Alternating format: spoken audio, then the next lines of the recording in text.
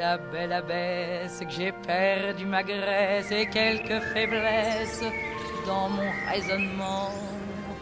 Au coin de la rue verte, chez la Montmarlette, j'ai payé mes dettes avec le prêt franc. C'est une gosse gironde, plus rouquine que blonde, qui connaît son monde et ceux de la Légion. Quand je conduis mon brel, l'arme à la bretelle, c'est elle qui m'appelle par mon petit nom.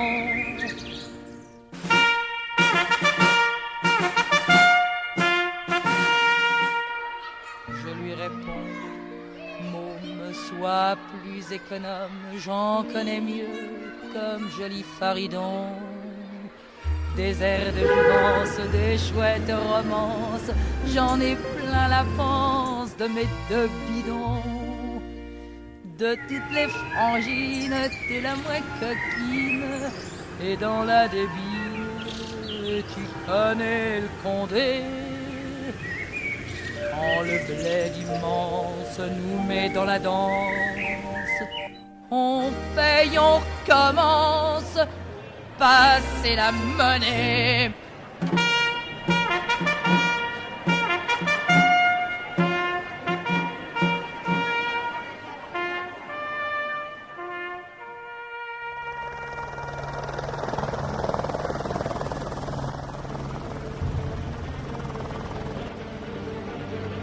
« 1957. 3 ans déjà que la guerre d'Algérie a commencé. Plus de 200 000 jeunes appelés du contingent viennent de débarquer des 4 coins de la France pour prêter main forte à l'armée qui se bat dans les Djebel contre le Front de Libération Nationale algérien, le FLN. Dans les années suivantes, ils seront 1 500 000 à participer à cette guerre sans nom.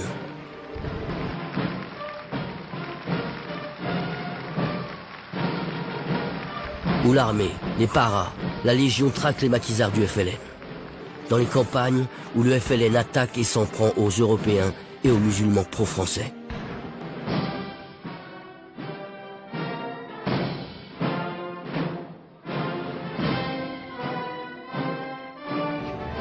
« 1957, une année pivot, où dans les deux camps, les durs vont l'emporter. L'armée française, d'une part, qui va imposer ses vues à un pouvoir politique en perdition. Et côté algérien, la montée en puissance du FLN, qui se structure, s'impose face à ses rivaux et va inaugurer une nouvelle stratégie, un nouveau front, porter la terreur dans les villes.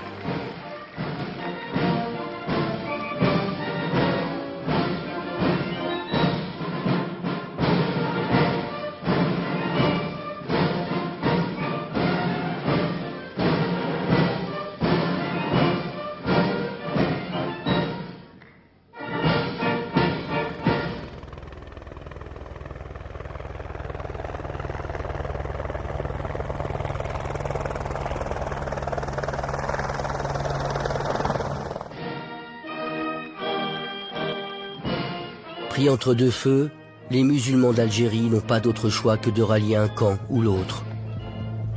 Pour contrer l'influence grandissante du FLN, l'armée française va promouvoir dans les campagnes des groupes d'autodéfense qui préfigurent les harkis.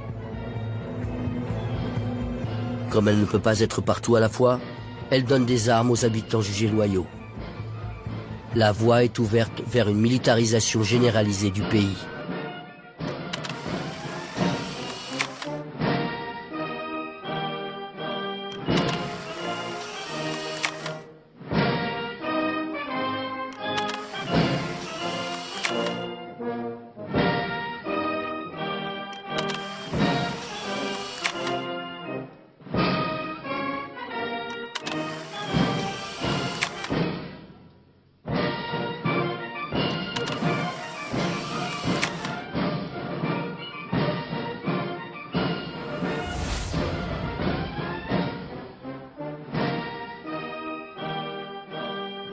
Au cours d'une cérémonie récente célébrant l'amitié franco-musulmane, des groupes d'autodéfense nouvellement constitués ont reçu leur fanion.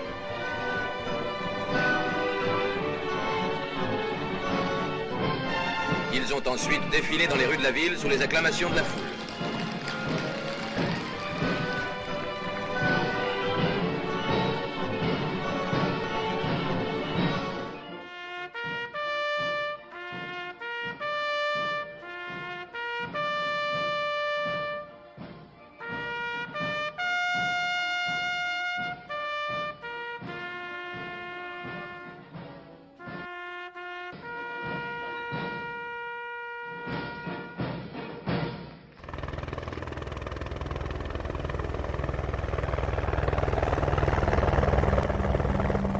C'est dans ce climat délétère que le FLN va répondre par des attentats, en particulier contre des cafés où se réunit la jeunesse européenne.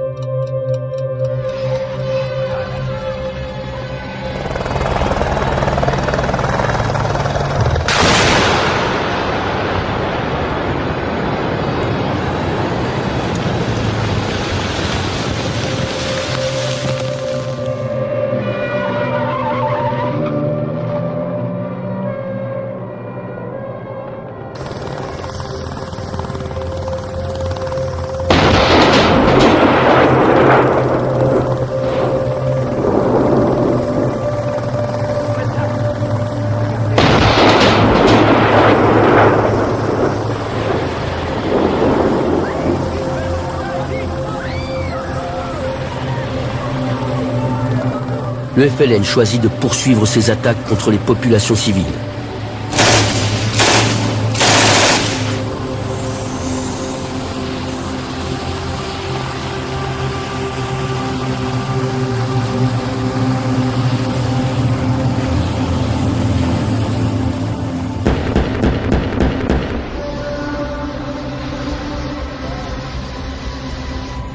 De toutes parts, la violence se déchaîne.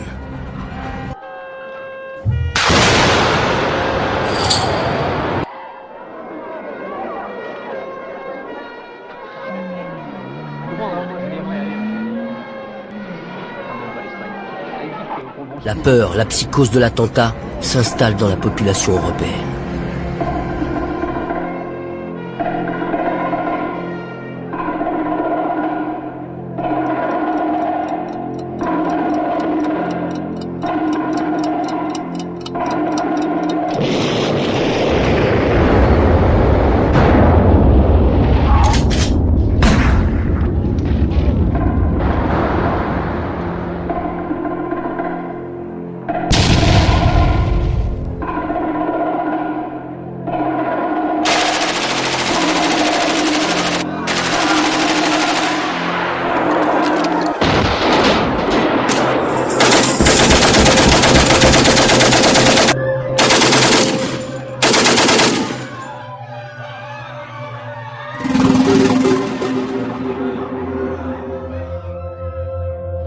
Le sang a séparé les deux communautés. Comme l'écrit Albert Camus, nous voilà donc dressés les uns contre les autres, voués à nous faire le plus de mal possible, inexpiablement.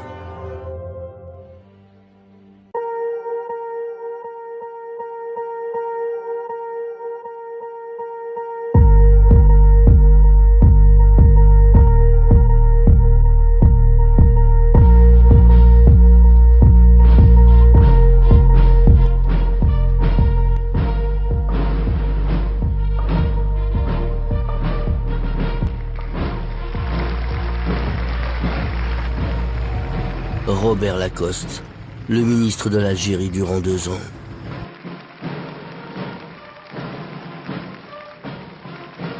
Le Clémenceau de la guerre d'Algérie, et qui sera, comme son ami socialiste Guy Mollet, entraîné dans la surenchère et la tourmente.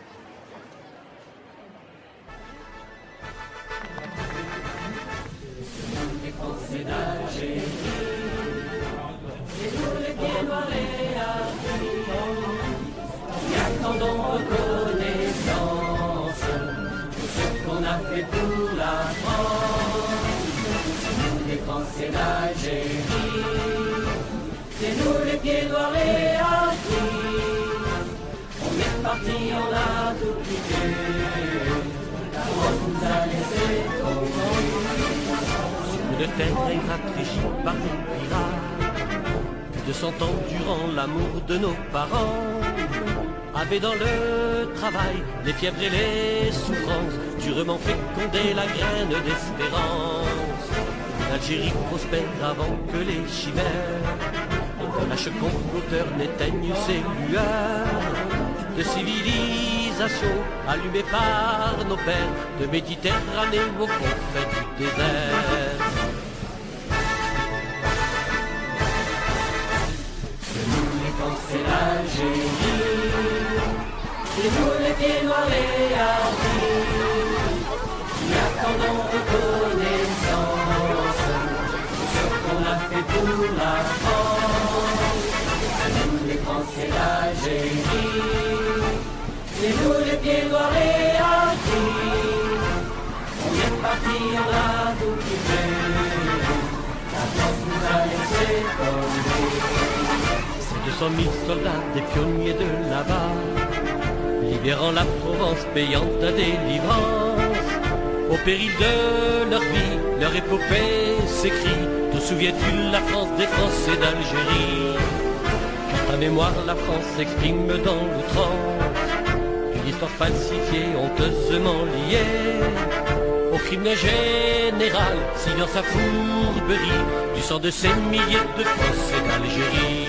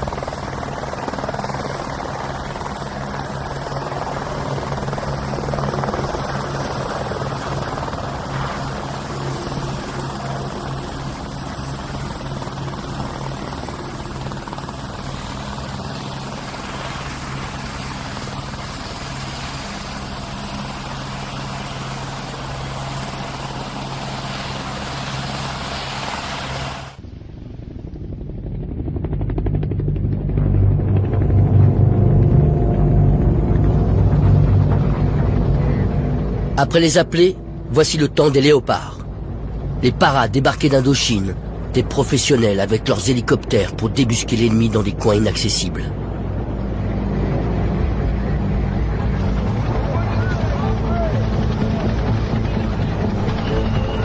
Traumatisés par la défaite de Dien Bien Phu, ils veulent en découdre. Au nom de la préservation de l'Algérie française.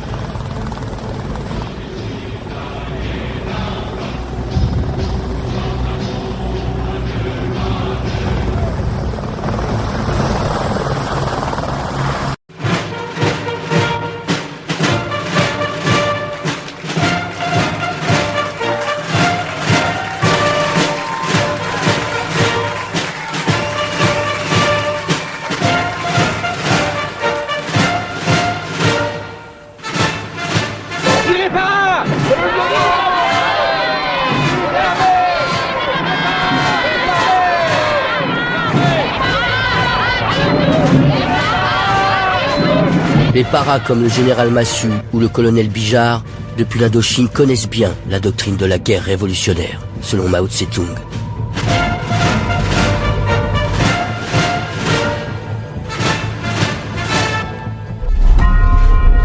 La guerre contre-révolutionnaire, qui combine quadrillage et renseignement, commence à porter ses fruits.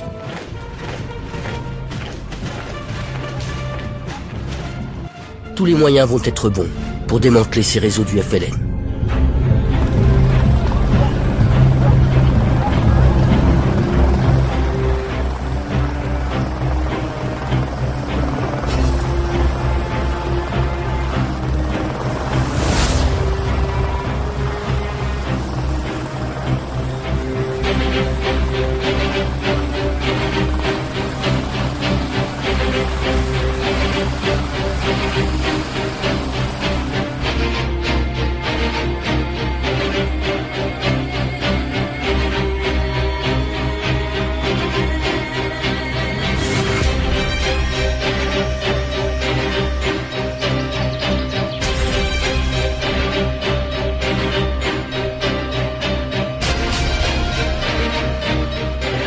Mon colonel, comment cette filière a été suivie et comment a démarré l'affaire? Cette filière, il faut bien l'avouer, a débuté avec un peu de chance. Au cours d'une fouille, un musulman a apparu suspect un de mes lieutenants, un jeune musulman de 22 ans. Ils l'ont arrêté, interrogé. Ce musulman était une boîte à lettres, c'est-à-dire liaison entre un commandant de quartier et un commandant de secteur. En interrogeant ce garçon, nous avons pu monter immédiatement à l'étage supérieur et voir ce qui se passait à l'étage inférieur. Ce qui nous a permis, après de nombreux interrogatoires, de détecter cette filière bombe, qui représentait tout de même un gros travail, car tout ne se trouve pas dans le même endroit. Il y a les organisateurs, il y a les fabricants au premier stade, la fonderie, il y a le laboratoire, les techniciens, les intermédiaires, le transport, le stockage intermédiaire, l'aménagement des caches murées et les derniers dépositaires qui livrent leurs marchandises à ceux qui sont chargés de déposer les bombes.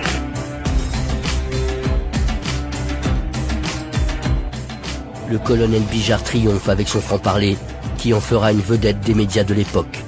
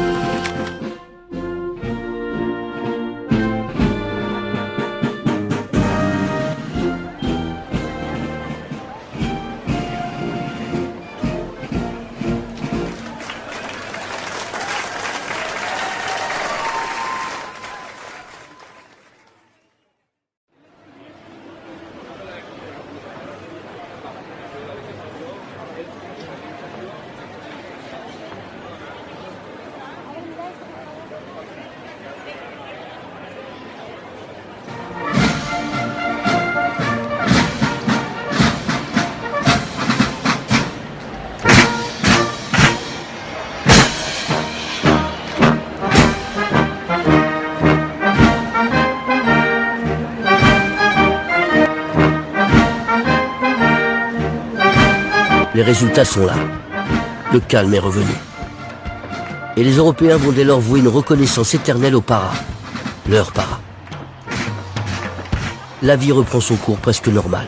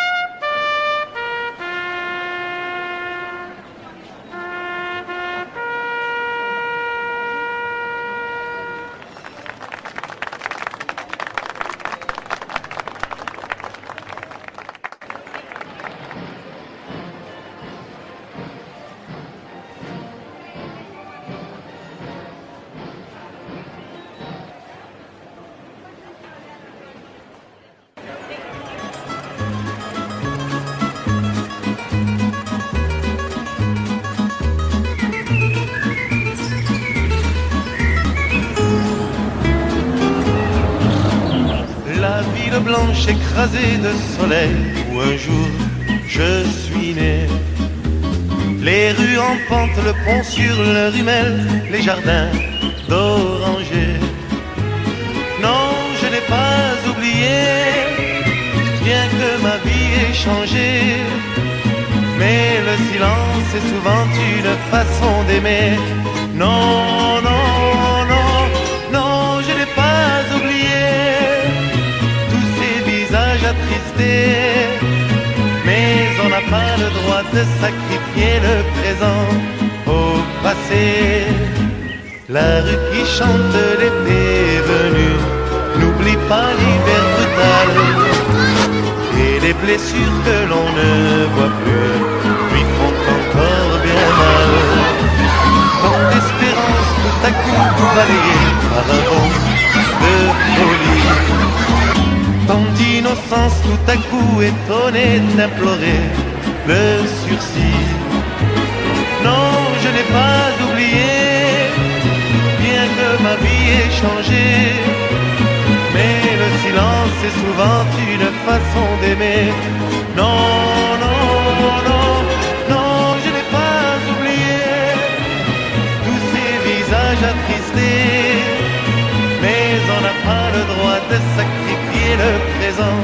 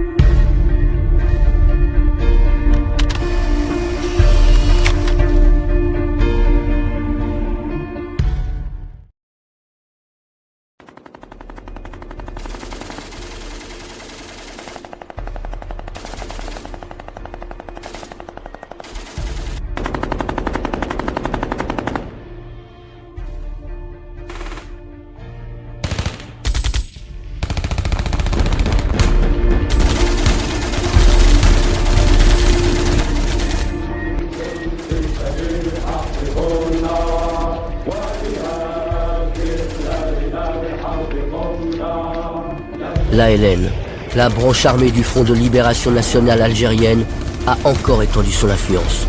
Ces maquisards ont le même âge que les appelés français. Et ils ressemblent de plus en plus à des soldats.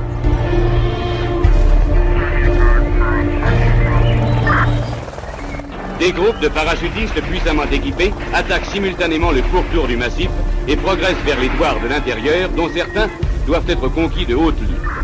Les premières opérations se soldent par quelques blessés et c'est la fameuse pacification. On déploie les grands moyens. Des dizaines de milliers d'hommes contre quelques milliers de maquisards. Interrogatoires, arrestations, bombardements, incendie des douars rebelles.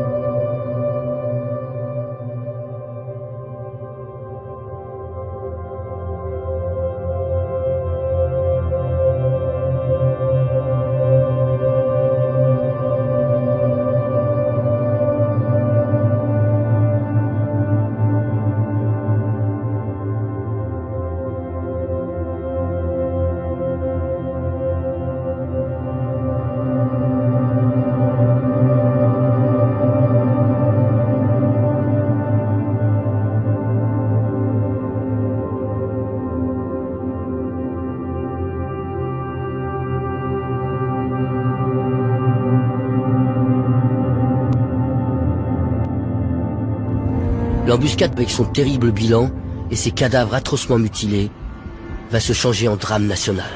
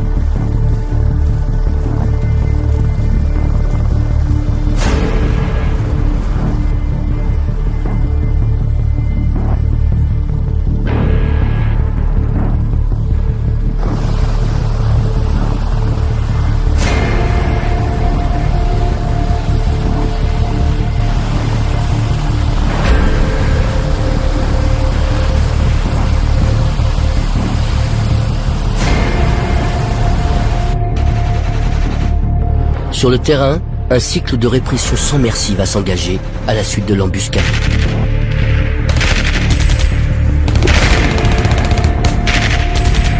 Pour les militaires, comme pour les appelés, la guerre change de visage, malgré un ennemi presque invisible.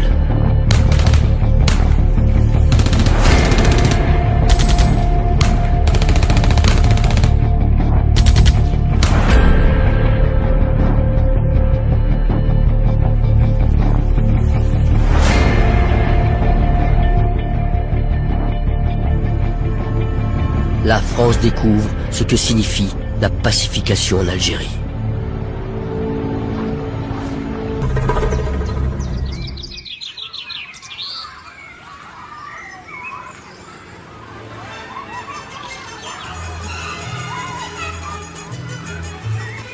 Battu en milieu urbain, le FLN va alors chercher à reprendre le contrôle de la population algérienne dans les campagnes.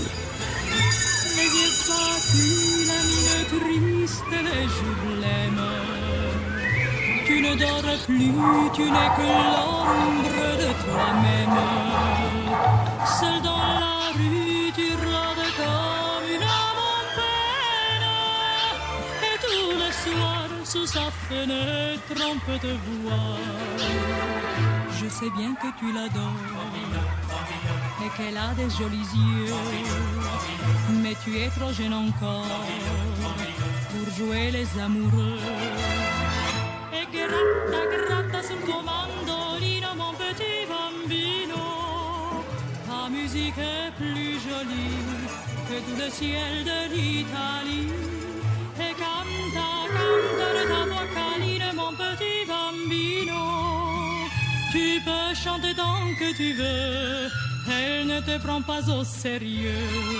Avec tes cheveux si blancs, tu as l'air d'un chérubin. Va plutôt jouer au ballon, comme font tous les gamins. Tu peux fumer comme un monsieur des cigarettes, te déhancher sur le trottoir quand tu la guettes. Tu peux pencher sur ton oreille de casquette. Ce n'est pas ça que dans son cœur te vieillira. L'amour et la jalousie ne sont pas des jeux d'enfants. Et tu as toute la vie pour souffrir comme les grands. E gratta, gratta sul tuo mandolino, mon petit bambino. Ta musique est plus jolie que tout le ciel de l'Italie. E canta, canta de ta voix câline, mon petit bambino. Tu peux chanter tant que tu veux, elle ne te prend pas au sérieux.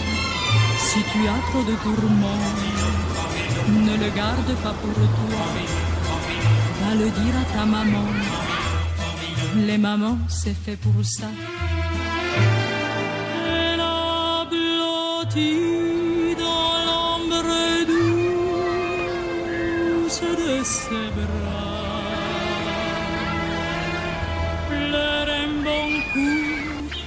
Et ton chagrin s'envolera.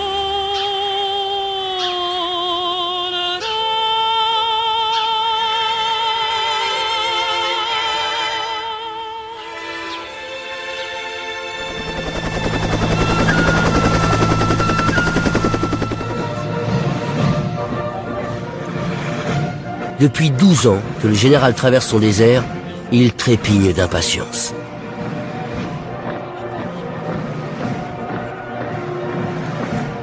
Pour renverser la 4e République, une alliance de circonstances va alors se nouer entre gaullistes et ultras de l'Algérie française.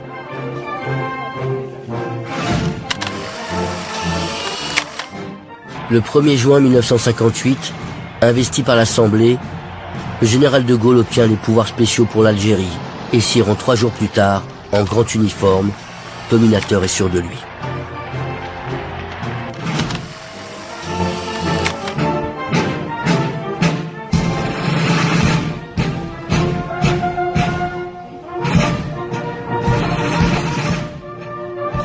Personne ne sait en réalité quelle politique il entend mener. Peut-être ne le sait-il pas encore lui-même.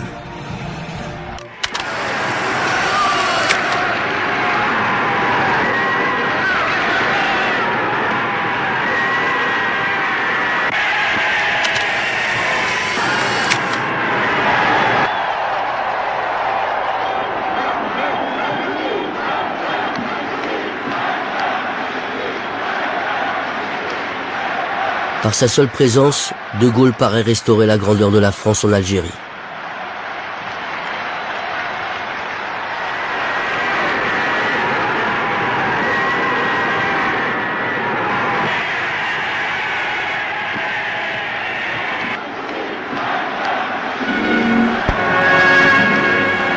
Dès l'instant où Charles de Gaulle se trouva en contact avec ce peuple qui avait chassé de lui-même tout esprit de discrimination, il comprit que de grandes choses pouvaient s'accomplir. Un émouvant dialogue s'était engagé entre un homme et une foule, animés d'une estime réciproque, décidés l'un et l'autre à rechercher les moyens de régler enfin tout ce qui reste à régler dans ce pays.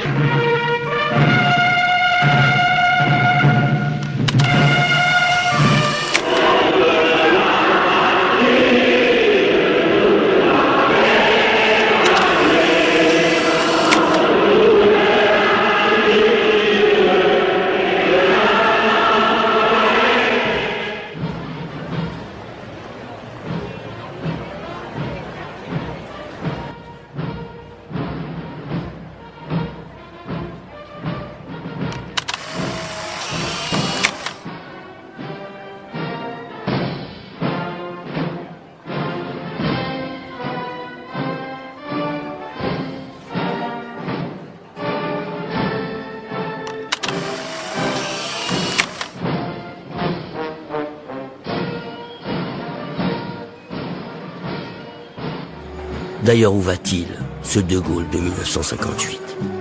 Où conduit-il l'Algérie? Pense-t-il déjà à l'indépendance? Ou seulement, comme on le dit, à quelques réformes profondes pour donner à l'Algérie un statut d'autonomie? De 1958 à 1959, De Gaulle va tenter de trouver son chemin vers l'Orient compliqué de l'Algérie.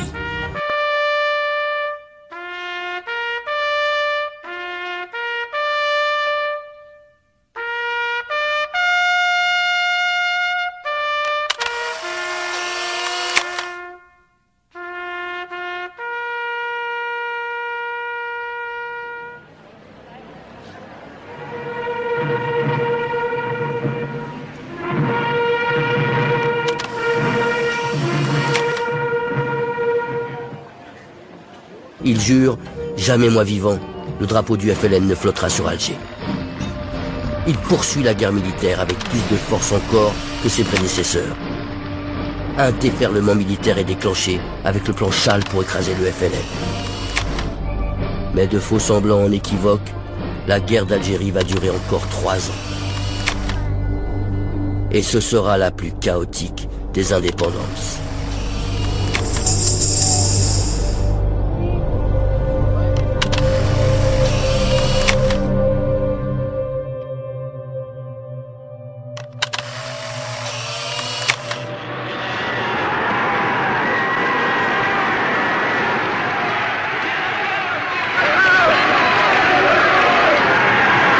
Je porte, a dit De Gaulle, une des plus lourdes responsabilités de l'histoire. Cependant, partout en Algérie, l'unanimité fut telle que la formule désormais célèbre « 10 millions de Français » devenait un but accessible. 10 millions de Français.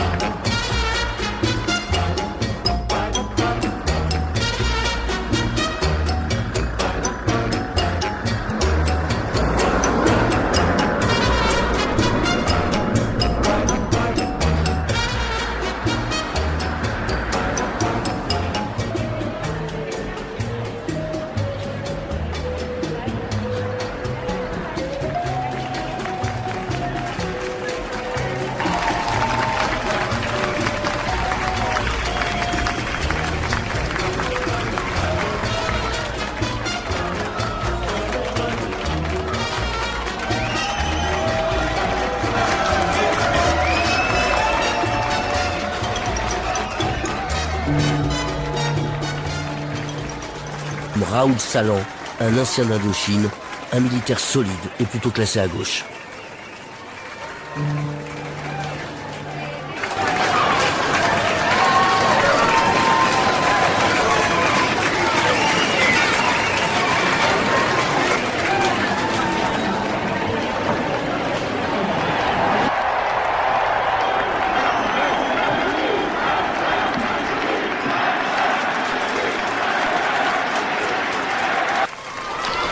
Le général Salan, mal aimé à son arrivée, est acclamé.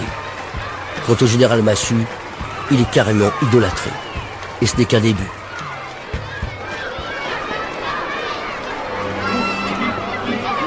Massu et Salan, redire non la l'air, redire non la langue, avec l'Algérie française, avec Massu et Salan, redire non la l'air, redire non la langue, avec l'Algérie française, avec Massu et Salan.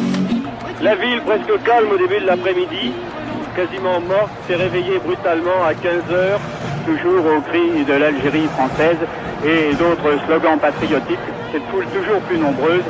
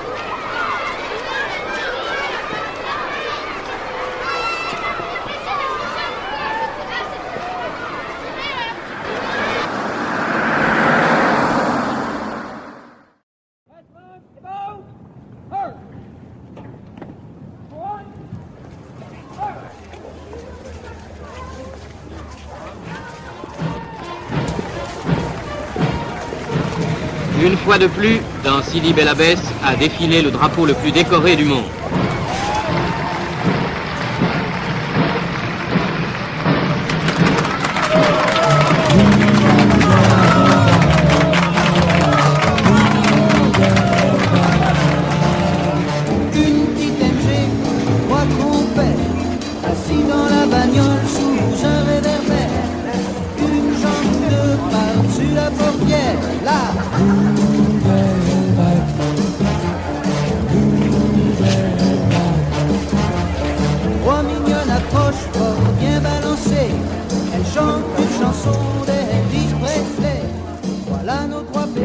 Ich heiße Werner Pickel, ich komme aus Dresden, aus der Ostzone. Ich bin in die Legion gegangen aus Abenteuerlust. Sind Sie auf Ihre Kosten gekommen? Bestimmt. Ich war in Indochina, Ägypten und hier in der Algerie.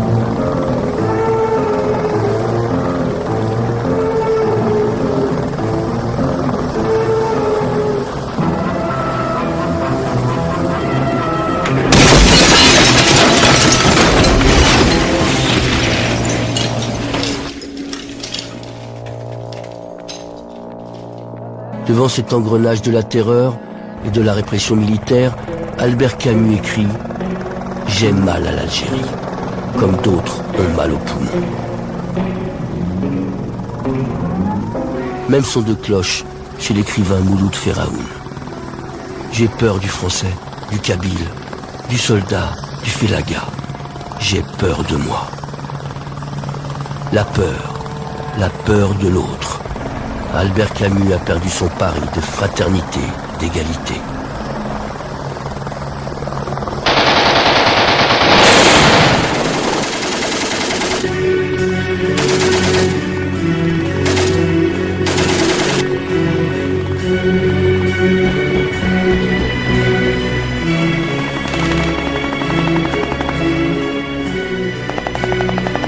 Écoutez, nous allons vous capturer en fin de compte et vous le savez aussi bien que moi.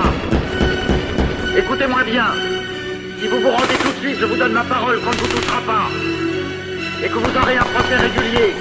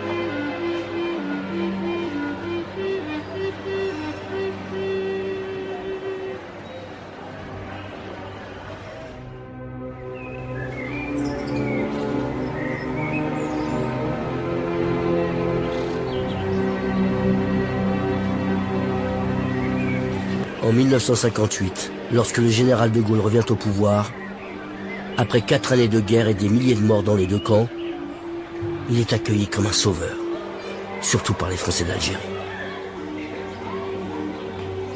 Mais l'immense espoir qui se lève ce jour-là va être douché 18 mois plus tard. Alors que militairement la guerre semble gagner côté français, le général opère un revirement spectaculaire.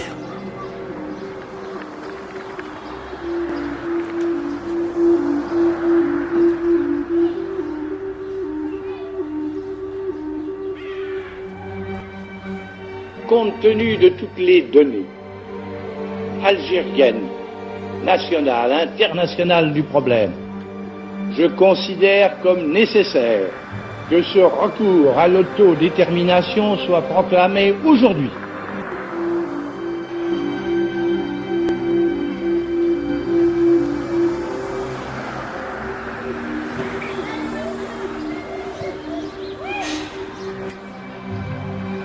Avec cette annonce d'un référendum, De Gaulle ouvre la porte, fin 1959, à une forme d'indépendance.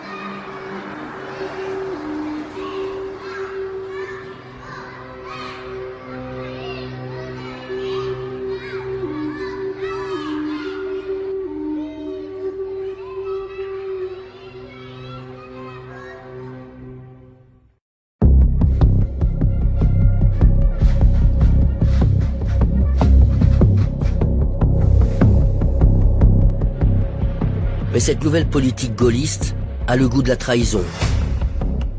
Pour tous ceux, militaires et européens d'Algérie, qui estiment avoir porté De Gaulle au pouvoir.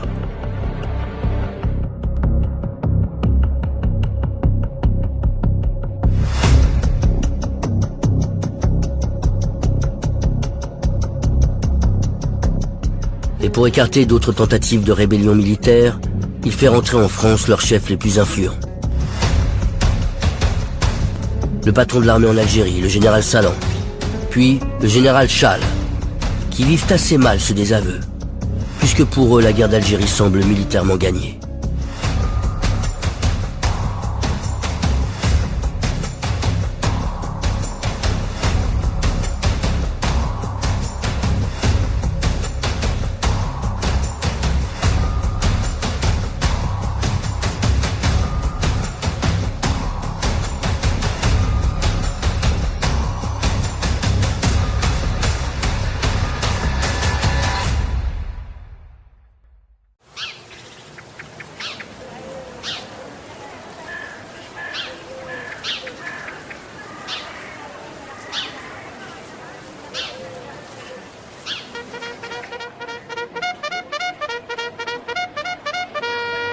Il faut en finir avec l'Algérie.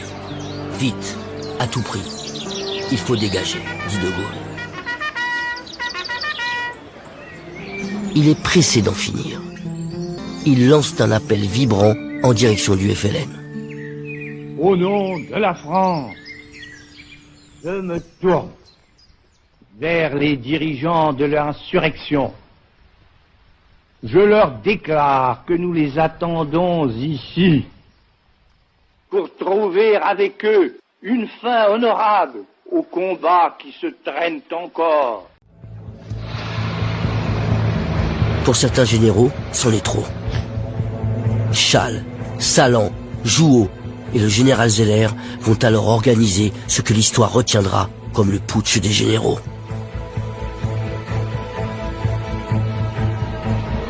Et dans la nuit du 21 avril 61, des unités parachutistes s'emparent de tous les lieux stratégiques de la ville d'Alger. Français et Françaises, de toutes origines et de toutes confessions, l'armée vous parle. L'armée française avait fait le serment solennel de garder l'Algérie dans la souveraineté française. Ce serment, nous venons aujourd'hui, au nom de l'armée, vous le renouveler. Algérie française, Algérie française, Algérie française, Algérie française. Mais si la population algéroise est derrière eux, la grande majorité des régiments, contrairement à ce qu'espéraient les généraux putschistes, ne les a pas ralliés. Les unités hésitent encore en Algérie, comme en France. En réalité, les putschistes, malgré les discours exaltés, ne réussissent plus à entraîner d'autres unités. Les jeunes appelés du contingent, à l'écoute des transistors et peu motivés, ne suivent pas. Ce qui laisse le temps au général de Gaulle de reprendre la main. J'ordonne que tous les moyens, je dis tous les moyens, soient employés partout pour barrer la route à ces hommes-là en attendant de les réduire. Tout va alors se précipiter. Le général Schall décide d'abandonner et se rend, tandis que les généraux Salan, Jouhaud et Zeller plongent dans la clandestinité.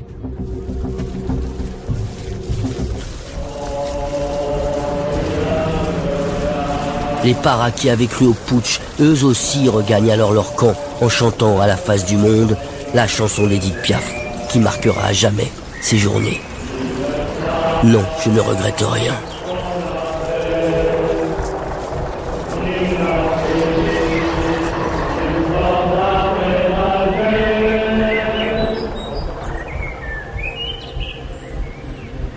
Réfugié à Madrid dans l'Espagne du général Franco, devenu la base arrière de l'Algérie française, Salan va pousser encore plus loin sa dissidence.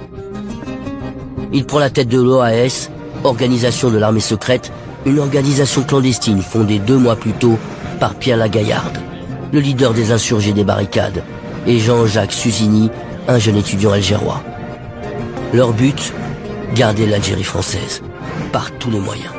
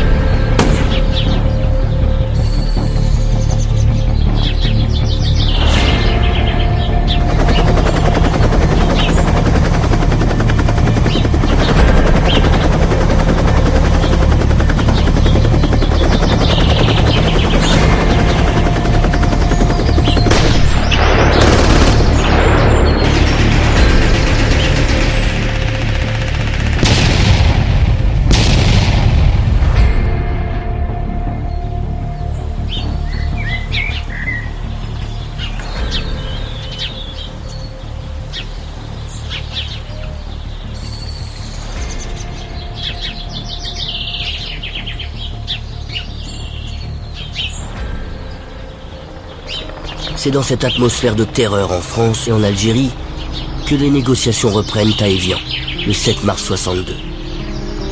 Ce sont les négociations de la dernière chance.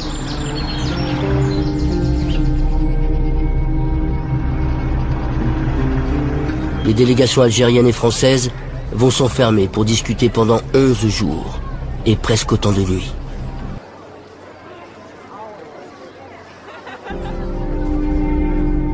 Lâcher le Sahara, tempête finalement de Gaulle. Et pour le reste, que l'on se contente de vagues promesses. Et l'on se contenta en effet de trop vagues promesses concernant le maintien des Européens en Algérie et le sort des Harkis.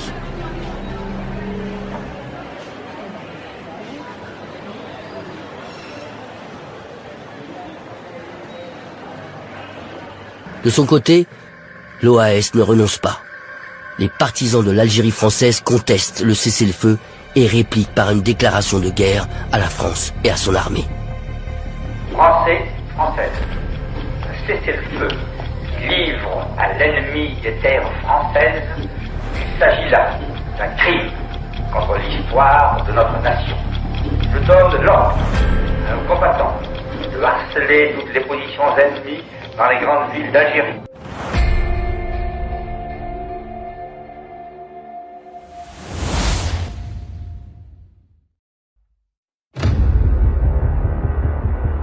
OAS, 3 lettres, qui sonnent presque comme un slogan et qui redonnent de l'espoir aux partisans de l'Algérie française.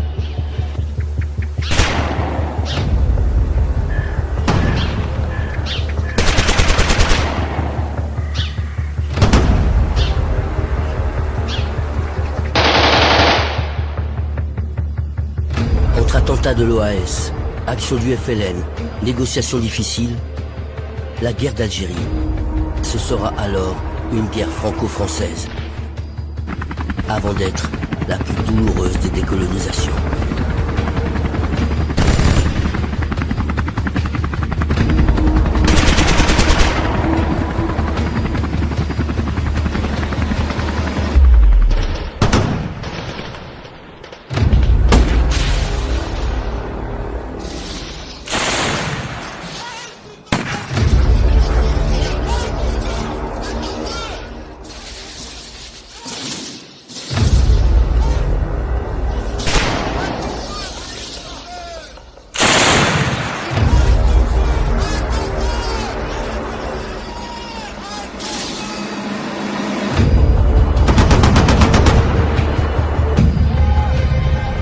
La nouvelle organisation signe ses attentats avec le slogan « L'OAS frappe où elle veut, quand elle veut, comme elle veut ».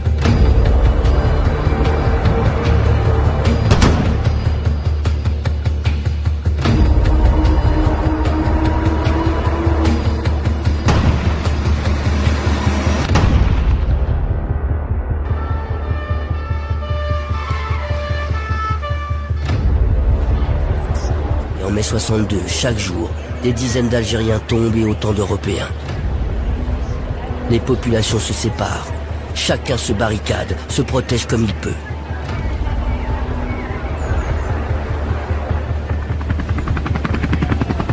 Je considère la ville en état de siège. Tout rassemblement de plus de 3 personnes est interdit. C'est tout.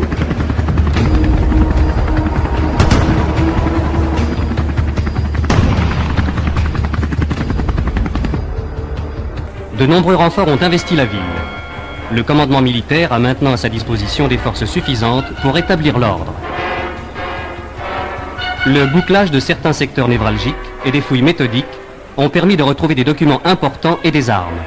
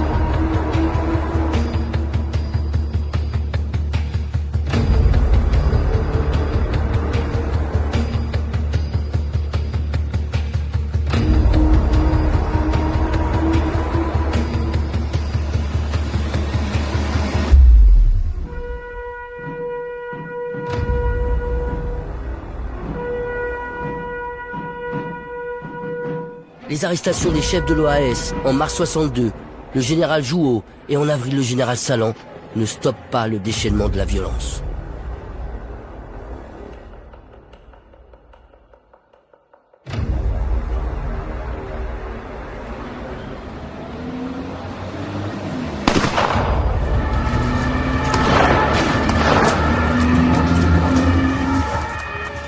Ainsi, chaque jour, mesure-t-on davantage les graves conséquences de la violence entretenue par l'OAS, qui sème systématiquement la terreur et aussi la haine.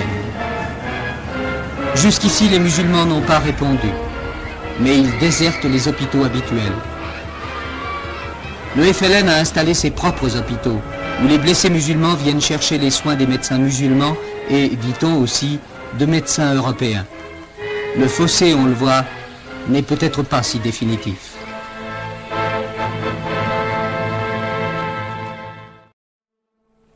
Et justement, au sujet de la grave affaire algérienne, la preuve éclatante de notre unité et de notre volonté, c'est marqué que nous sommes capables de résoudre délibérément un grand problème de notre temps.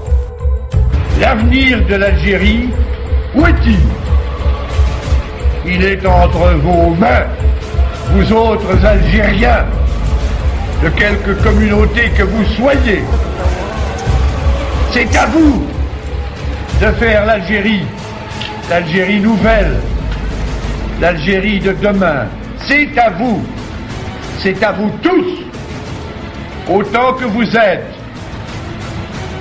Et puisque la communauté musulmane algérienne, dans cette Algérie la plus nombreuse, je lui dis à cette communauté musulmane que c'est elle qu'il appartient de prendre des responsabilités algériennes qui correspondent à sa valeur et qui correspondent à son importance.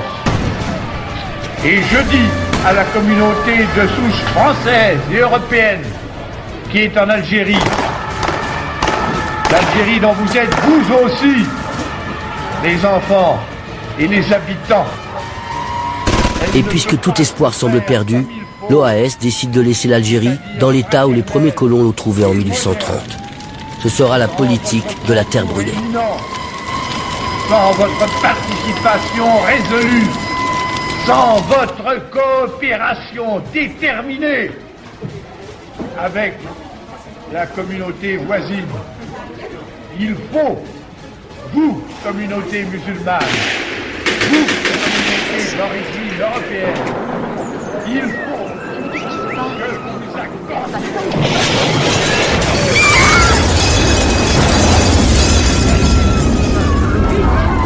ce noble, ce grand pays qui est le vôtre à vous. Vous avez à le faire révéler à lui-même et vous avez à le développer pour tous ces enfants, à commencer par les plus malheureux.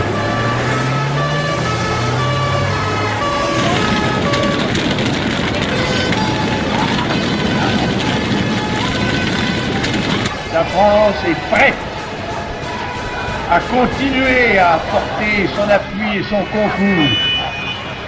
Elle le fera sans aucun doute, de tout son cœur. Et elle le fera à la mesure de ce que vous saurez faire vous-même. Je crois que les épreuves en cours doivent aboutir le plus tôt possible à la paix. Je crois qu'à partir de cette paix, la réconciliation et la coopération de tous doit se faire sur cette terre. Et je crois que pour bâtir votre Algérie de demain, la France sera à vos côtés. Vive l'Algérie et vive la France!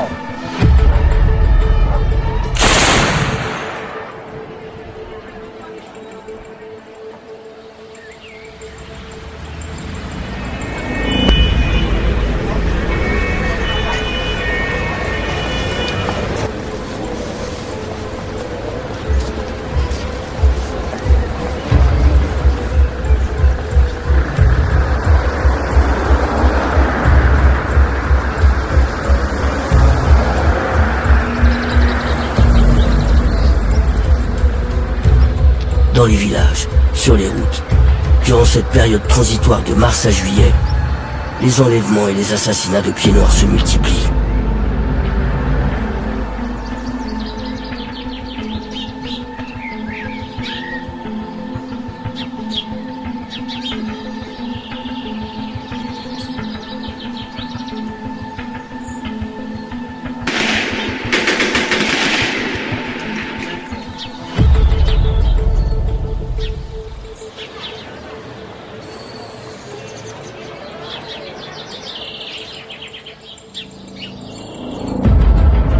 Terrorisés à la fois par les attentats, les enlèvements et par les menaces de l'OAS qui interdit le départ, l'immense majorité des Européens d'Algérie cherchent par tous les moyens à quitter leur pays natal.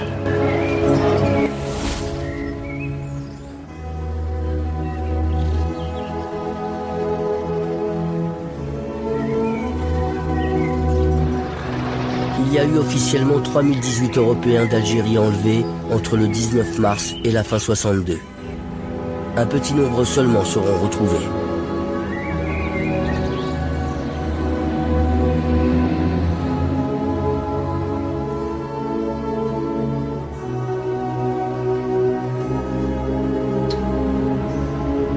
Chaque jour à partir de fin mai, ils sont 10 000 à fuir en portant hâtivement avec eux ce qu'ils ont de plus précieux.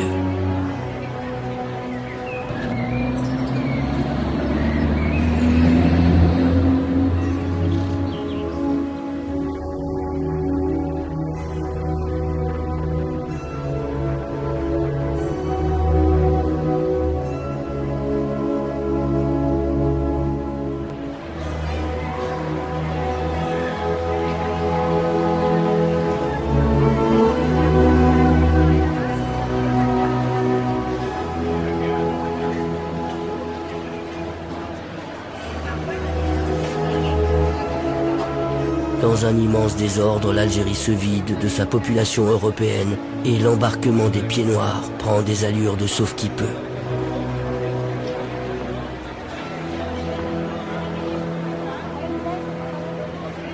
Le gouvernement affirme que ces dizaines de milliers de Français qui fuient les violences ne sont que des vacanciers. Il y a plus de 10 heures qu'on est debout là en train d'attendre. Alors, attendez que vous ayez. J'ai encore mes filles là-bas. Vous l'avez dit ce matin. Mais c'est pour vous demander un renseignement. Vous voulez un déménagement qui n'est pas fait encore. Mais Je non, vous l'ai dit. monsieur. Oh, non.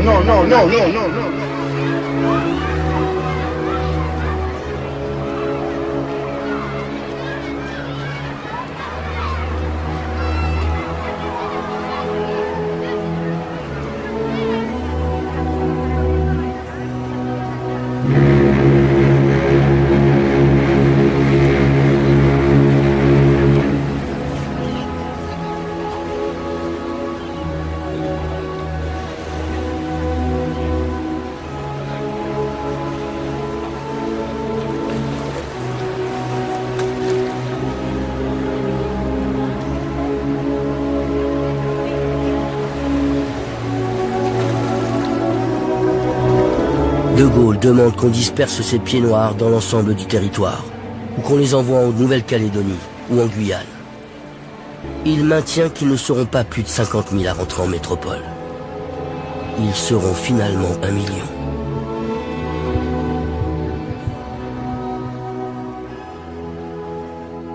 C'est impossible de retourner. C'est ça. C'est impossible. C'est pourquoi les femmes et les enfants viennent. Et comment était la situation au moment de votre départ? Affreuse, monsieur. On ne peut pas dire autre chose. C'est terrible. Vous avez des parents en France? J'ai toute ma famille. Par conséquent, vous allez décider maintenant. Non, en Algérie. Elle est restée là-bas. Est-ce que vous pensez qu'elle viendra vous rejoindre?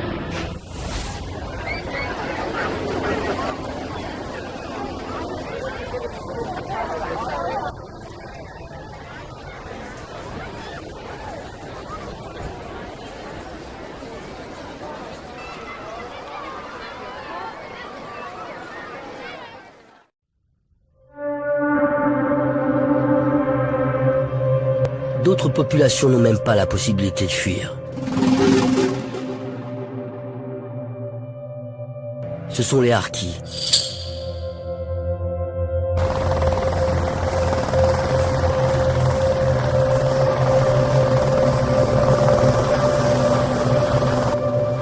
Ces musulmans qui, au risque de leur vie, ont choisi la France.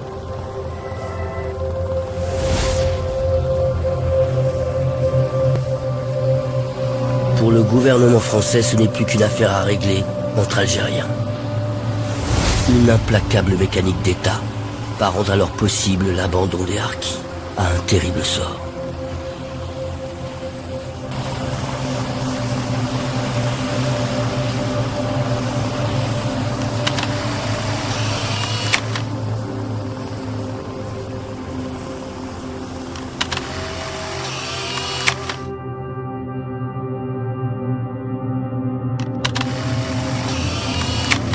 l'émotion devant l'abandon des Harkis gagne l'armée et les Pieds Noirs. Des filières clandestines s'organisent pour leur rapatriement en métropole.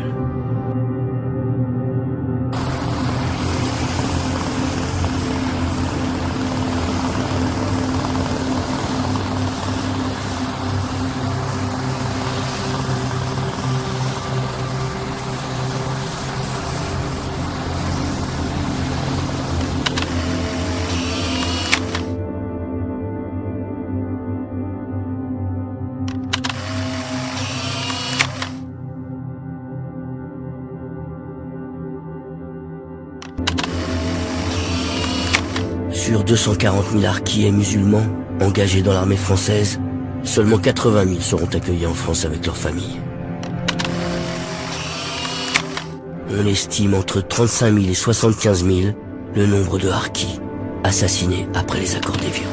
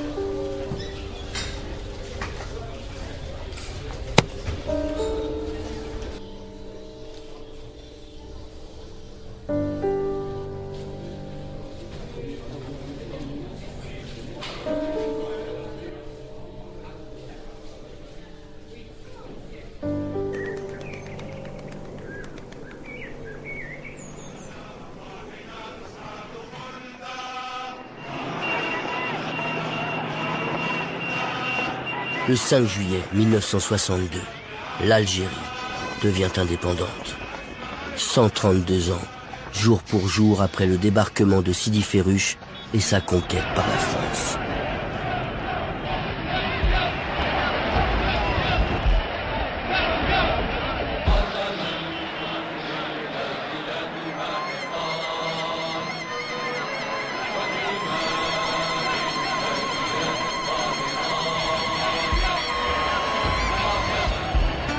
L'absence d'ordre venant de l'armée française fait que ce jour-là, plusieurs centaines de Pieds Noirs et de musulmans pro-français seront assassinés. Le pouvoir gaulliste se défendra en prétextant ne pas vouloir remettre un doigt dans l'engrenage de la guerre.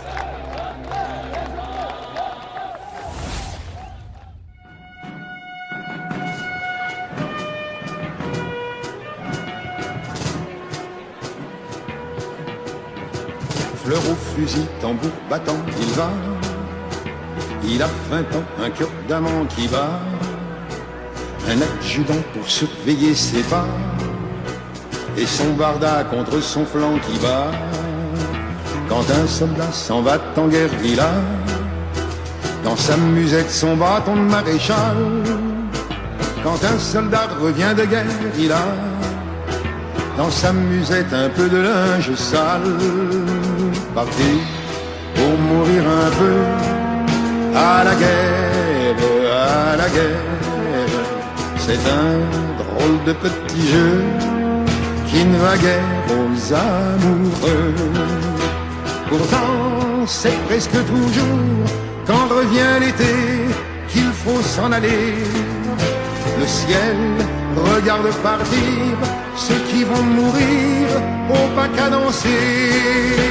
Des hommes, il en faut toujours, car la guerre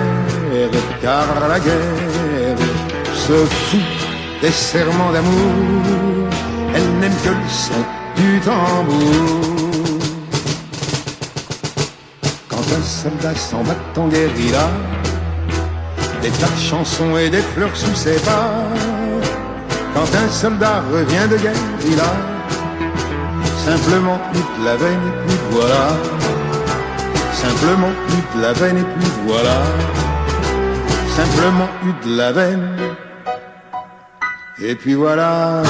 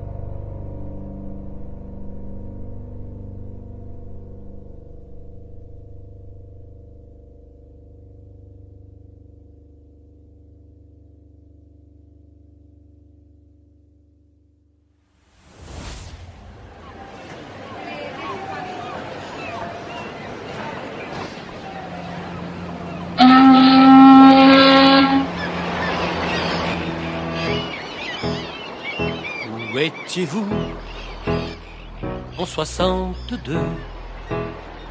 Nous débarquions de grands bateaux. Vous n'étiez pas là pour nous recevoir, et même pas là pour nous donner à boire.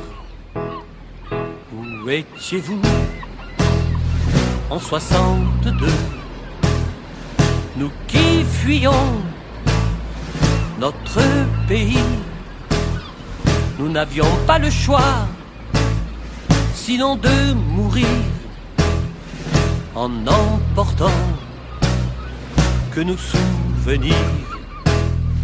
On n'oubliera pas, on n'oubliera pas, on n'oubliera jamais.